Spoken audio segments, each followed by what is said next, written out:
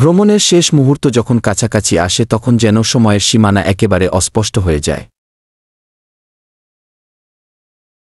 সমস্ত স্মৃতিরা যেন একে একে মাথার মধ্যে ভিড় করতে থাকে, আর প্রতিটি মুহূর্তে মনে হয় জীবনের প্রতিটি পদক্ষেপ ছিল এক বিশাল অভিজ্ঞতার অংশ।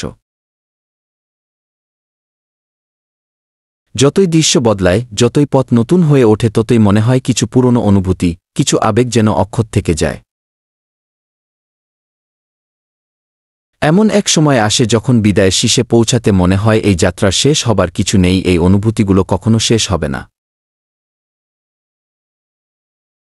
একটা অদ্ভুত শূন্যতা তৈরি হয়, তবে এই শূন্যতাও যেন আমাদের জীবনের অনন্য মুহূর্তের সাক্ষী।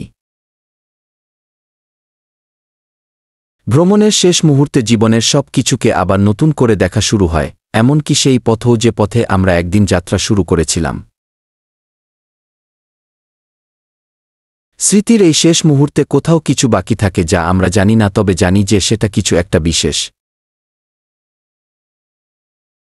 ভ্রমণ শেষ হলেও মনে হয় অনেক কিছু শিখেছি, অনেক কিছু জানলাম, এবং এখন সেই অভিজ্ঞতার পাথে নিয়েই নতুন কিছু শুরু হবে।